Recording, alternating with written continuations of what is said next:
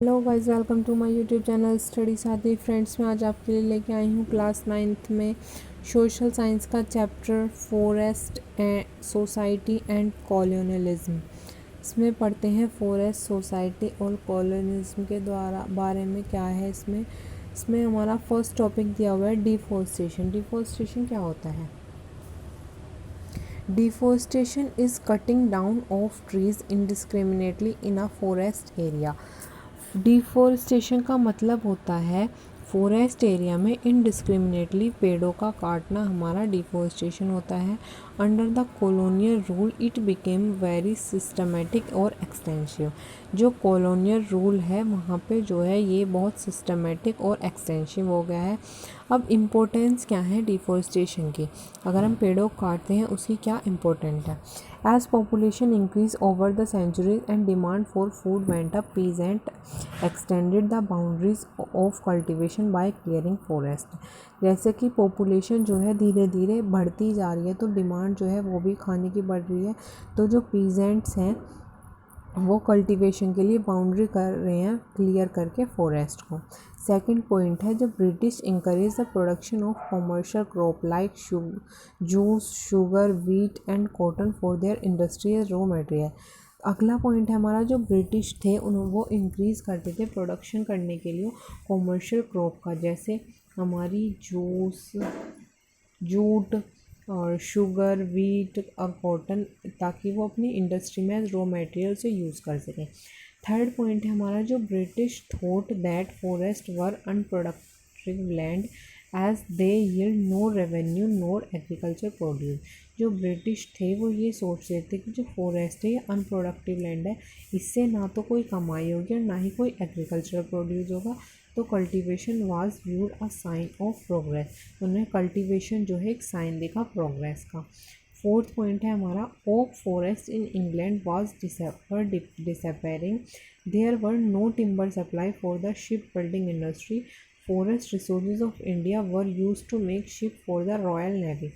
जो oak forest थे England में वो भी डिसअपियर हो गए, वहाँ पे कोई टिम्बर की सप्लाई नहीं है शिप बिल्डिंग इंडस्ट्री के लिए।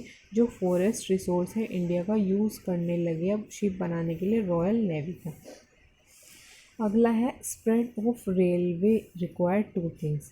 फिर है जो रेलवे जैसे दिन पे दिन फैल रहा है, बढ़ रहा है रेलवे सिस्टम, तो उसमें दो चीज़ की ज़रूरत होती है हमें। First, land to be clear to lay railway tracks. जो वो है लैंड है वो क्लियर होनी चाहिए रेलवे ट्रैक्स के लिए। सेकंड है wood as fuel for locomotives and for railway line sleepers. जो वुड है उसकी ज़रूरत पड़ती है एज फ्यूल फॉर लोकोमोटिव्स के लिए और फॉर लाइन के स्लीपर्स के लिए, रेलवे लाइन में जो स्लीपर्स होती हैं उसके लिए। थर्ड पॉइंट है हमारा, जो लार्ज एरिया है नेचुरल फॉरेस्ट का वर क्लियर्ड फॉर टी, कॉफ़ी और रबर प्लांटेशन के लिए, इन सब के लिए भी इसको क्लियर किया जा रहा है। Thus land was given to planters at cheap rates. अगला है फिर हमारा टॉपिक कॉमर्शियल फॉरेस्ट्री क्या होती है। The British were worried that the use of forest by local people and reckless felling of trees by traders would destroy forest, and hence invited German expert Dietrich Brandisch as first Inspector General for Forest in India। जो British थे वो worried थे ये सोच के कि जो use है फॉरेस्ट का लोकल पीपल के द्वारा और रेकलेज फीलिंग ऑफ ट्रीज ट्रेडर्स की, वो डिस्ट्रॉय कर देगी फॉरेस्ट को। तो उन्होंने इनवाइट करा जर्मन एक्सपर्ट डाइट्रिच ब्रांडिश को, जो कि पहले इंस्पेक्टर थे जनरल फॉरेस्ट के इंडिया में। जो ब्रांडिश था वो सेटअप हुआ इंडियन फॉरेस्ट सर्विस में 1864 में और हेल्प करा उन्हें फॉर्मुलेट करने के लिए इंडियन फॉरेस्ट एक्ट 1865 में। जो एम्पेरिकल फॉरेस्ट रिसर्च थी इंस्टीट्यूट की वो सेटअप हुई देहरादून 1906 में। जो साइंटिफिक फॉरेस्ट था वो taught there in the scientific forestry जो थी वहाँ पे सिखाई गई। साइंटिफिक फॉरेस्ट्री सिस्टम में जो फॉरेस्ट हैं वो डिफरेंट काइंड के ट्रीज़ जो हैं उन्होंने रिप्लेस कर दिए प्लांटेशन से। Forest management plan were made by different forest officials. जो फॉरेस्ट मैनेजमेंट था उन्होंने प्लान करा बनाने के लिए forest official the plan how much of the forest had to be cut and how much to be replant. उन्होंने ये plan किया कि कितना फॉरेस्ट जो है हमें काटना है और कितना जो है रीप्लांट करना है। A forest act divided in forest into. और जो फॉरेस्ट एक्ट था उसमें फॉरेस्ट डिवाइड हो गया तीन, उसमें reserve forest, protective forest, village forest. Reserve forest क्या होते हैं? रिजर्व फॉरेस्ट जो हैं बेस्ट फॉरेस्ट होते हैं। Villagers could not enter these forest. इसमें जो विलेजर्स होते हैं वो एंटर नहीं कर सकते हैं, वो पहले से ही रिजर्व होते हैं। प्रोटेक्टेड फॉरेस्ट और village forest, villagers could take wood for fuel and house building from there. इसमें जो प्रोटेक्टेड फॉरेस्ट और विलेज फॉरेस्ट होते हैं जिसमें गांव के लोग आ जा सकते हैं।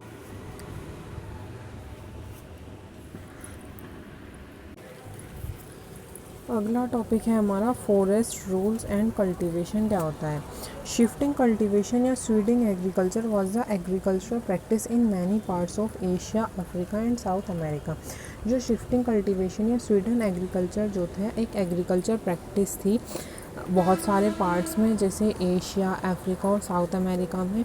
इसमें जो कॉलोनियल फॉरेस्टर्स थे वो did not favour this system as it made it difficult for the government to calculate taxes। जो कॉलोनियल फॉरेस्ट थे वो इस सिस्टम के फेवर में नहीं थे, तो इन्होंने जो है डिफ़िकल्टी हो रही थी इससे गवर्नमेंट को कैलकुलेट करने में tax. In addition the government official saw it in the danger of fire and also that no trees too could grow on this kind of land. उन्होंने ये कहा, जो फॉरेस्ट ऑफिशियल थे उन्होंने जो फायर डेंजर थी, फायर की आग लगने के खतरे से कहा कि कोई भी ट्री जो है ग्रो नहीं किया जा सकता इस एरिया में, इस लैंड पे। तो ये थे हमारे फॉरेस्ट के रूल और कल्टीवेशन। अब है हमारा हंटिंग और फॉरेस्ट रूल्स क्या है। उसके बाद है हमारा अगला हंटिंग एंड फॉरेस्ट लॉज। इसमें क्या है? The forest laws forbid the villagers from hunting in the forest but encourage hunting as a big sport. इसमें जो है हंटिंग एंड फॉरेस्ट लॉज में क्या है, जो फॉरेस्ट लॉज हैं वो फॉरबिड करते हैं विलेजर्स को from hunting in the forest. वो रोकते हैं विलेजर्स को गांव में हंटिंग करने से, बट इंकरेज करते हैं hunting at a big spot, लेकिन बढ़ावा देते हैं हंटिंग करने के लिए बड़े स्पॉट पे।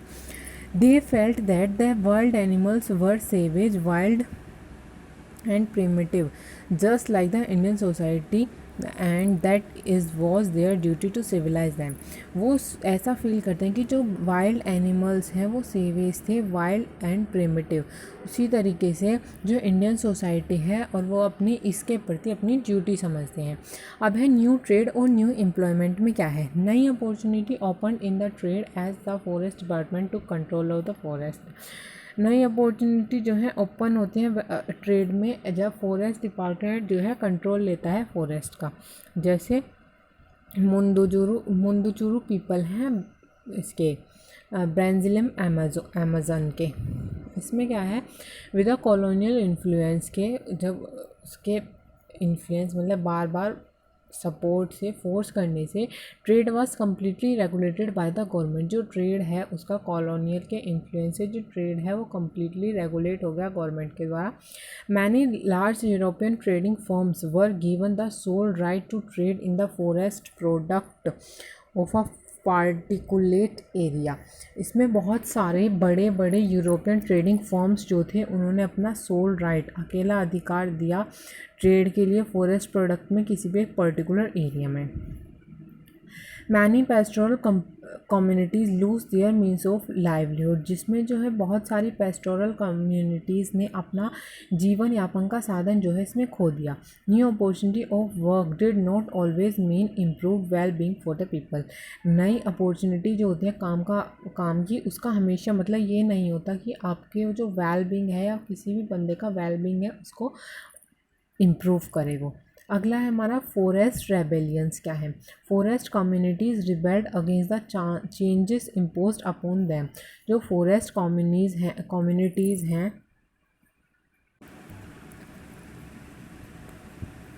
इसके बाद हमारा ये होने के बाद नए इसका मतलब ये नहीं होता, फॉरेस्ट कम्युनिटीज़ जो है रिबील होती हैं against the changes imposed upon them, जो उनके ऊपर चेंजेस होते हैं उसके अगेंस्ट वो हमेशा रिबेल होती हैं। The people of Bastar were one such group, जो पीपल हैं बेस्टर के वो एक इस टाइप का ग्रुप है। The initiative was taken by the Dhruvas of the Kanger forest where reservation first took place, जो इनिशिएटिव था वो पहले लिया गया ध्रुवास के द्वारा जो कंगर फॉरेस्ट के थे जहाँ पे रिजर्वेशन हुआ था। The British sent troop to suppress the rebellion, जो ब्रिटिश थे उन्होंने अपने ट्रूप्स भेजे सप्रेस करने के लिए रिबेलियन को। It took them 3 months to regain control, इसमें उनको 3 महीने लग गए वापस से कंट्रोल पाने में।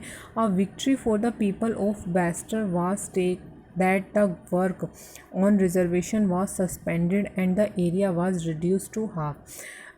जो जीत हुई लोगों की, बस्टर के लोगों की, वो हुई काम करने पे रिजर्वेशन, और वो सस्पेंड हो गया और जो एरिया है वो घटकर आधा हो गया। अब अगला टॉपिक है हमारा चेंजेस इन जावा। अब जावा में क्या चेंजेस आए? फर्स्ट है इसमें हमारा कलंगास। क्या है? They rose in rebellion against the Dutch in 1770 but their uprising was suppressed. जो रोज़ हुआ रिबेलियन के अगेंस्ट जो था वो बढ़ गया डच में 1770 में, लेकिन अपराइजिंग जो है इनका वो सप्रेस था। Scientific forestry in Java. The forest laws were enacted in Java, जो फॉरेस्ट के लॉज हैं वो इनेक्ट हुए जावा में। The villagers resisted these laws, जो विलेजर्स थे उन्होंने रेजिस्ट कर दिए ये laws. Forest timber was used for ships and railway sleepers, जो फॉरेस्ट टिम्बर होते हैं वो यूज़ होने लगे शिप और रेलवे स्लीपर्स के लिए। The Dutch government use the बैलोंगिस्तान system for extracting free labour from the villagers. अगला है सैमिन्स मूवमेंट। क्या है? जो सैमिन है रंदुबलातांग विलेज की, जो कि एक टीक फॉरेस्ट विलेज है, इन्होंने क्वेश्चन किया स्टेट ओनरशिप ऑफ फॉरेस्ट पे। तो एक वाइड स्प्रेड मूवमेंट स्प्रेड हुआ। इन्होंने प्रोटेस्ट किया bye lying on the ground, जब डैच जो है सर्वे में आया और उन्होंने रिफ्यूज़ कर दिया पे करने से टैक्स और परफॉर्म करने से लेबर।